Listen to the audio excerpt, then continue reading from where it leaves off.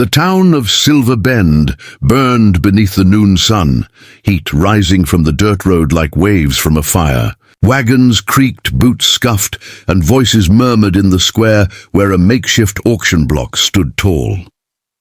The crowd had gathered, traders, drifters, ranchers, drawn by the promise of cheap labor. The air was thick with dust and cruelty, and in the center of it all stood her, a young Apache woman, wrists bound, head bowed. Her dark hair was tangled, her face streaked with dry tears and desert dust. She didn't plead, didn't cry, didn't look at anyone.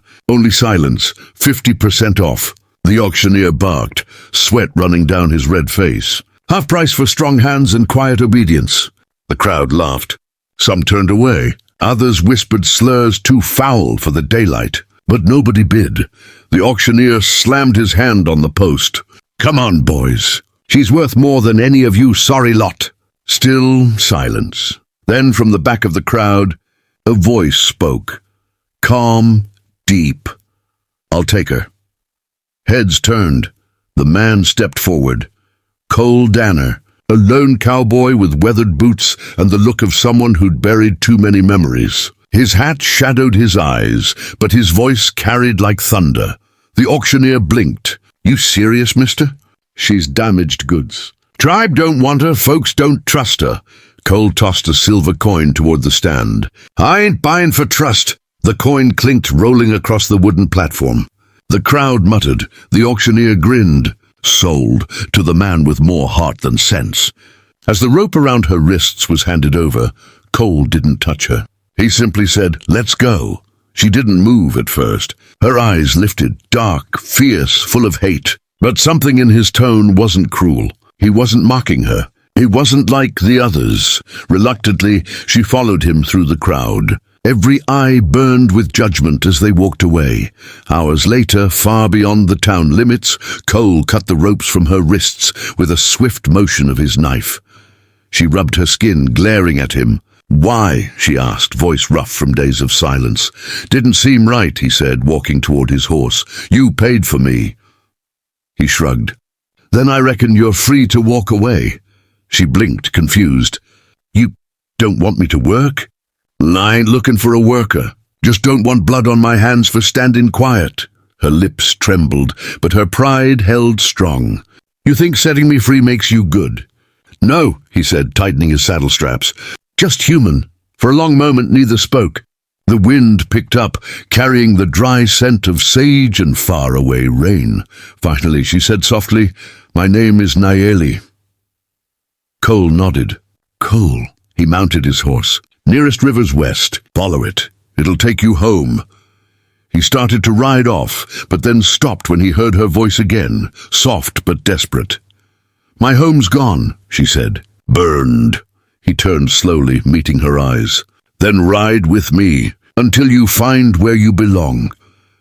She hesitated, then climbed up behind him. As they rode into the blinding sunlight, she looked back one last time at the town.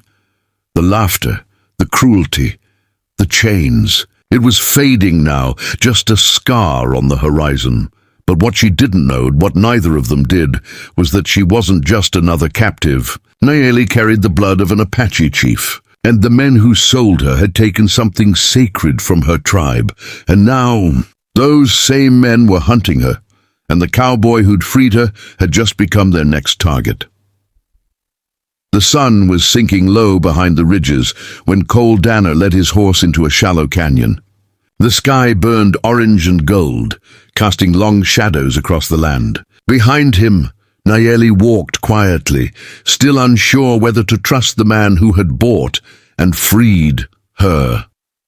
They reached a patch of open ground near a stream. Cole loosened the saddle straps and started gathering wood. You can rest here, he said simply.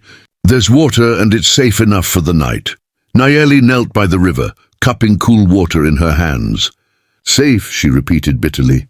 There's no such thing for me anymore. Cole didn't answer. He'd seen that look before, people who'd lost too much to believe in safety. He poked at the fire, the sparks flying up like tiny ghosts.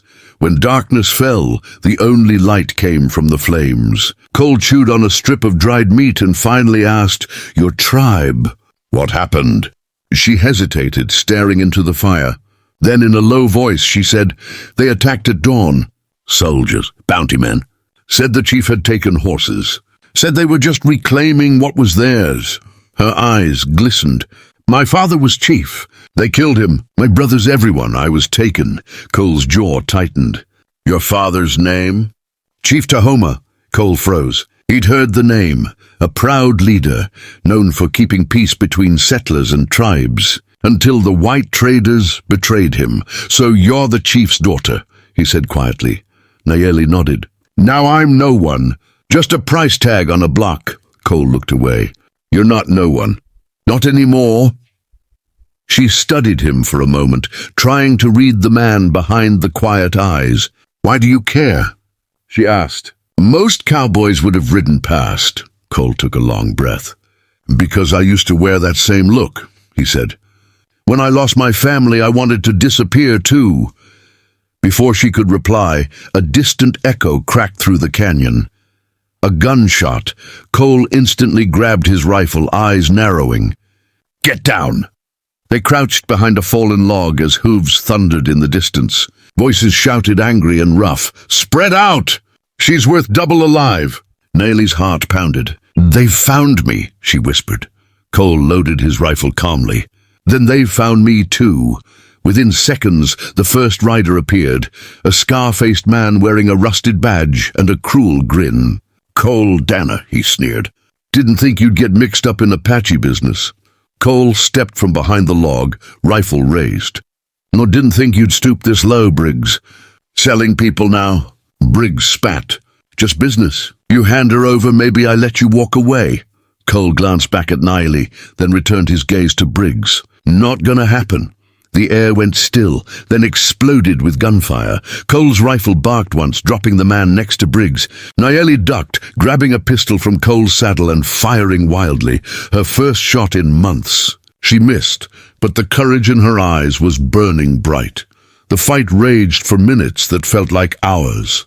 Dust, smoke, firelight. Cole's bullets found their marks, but there were too many of them. "Run!" he shouted to Nayeli. "Get to the rocks! I won't leave you." She cried back, "Go!" But before she could move, a bullet struck Cole's shoulder. He fell, gritting his teeth, blood darkening his sleeve. Briggs laughed, stepping closer. "See, Danner, you can't save them all."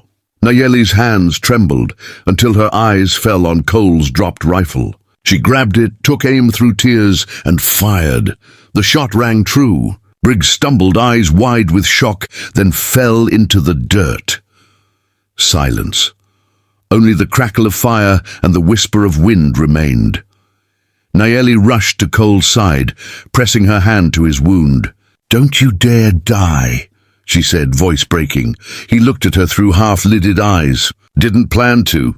She tore a strip from her shawl, binding the wound tight. "You saved me," she whispered. "Now let me save you." When dawn came, the canyon was quiet. The dead men were gone, buried or burned, and Cole sat by the fire, pale but alive. Nayeli poured water over his bandage, her touch gentle but strong. He smiled faintly. "You ever think about running?" She shook her head. "No, not anymore." Cole raised a brow. "Why's that?" "Because I already found where I belong," she said softly. He didn't answer, just looked at her, really looked. The desert light caught her eyes, like fire reflected on water. And for the first time since the war, the cowboy felt something he thought he'd buried, peace. But the West never stayed quiet for long. Somewhere beyond the ridges, more riders were coming. Men who wanted revenge, men who didn't forget debts, and this time, both the cowboy and the Apache woman would stand together.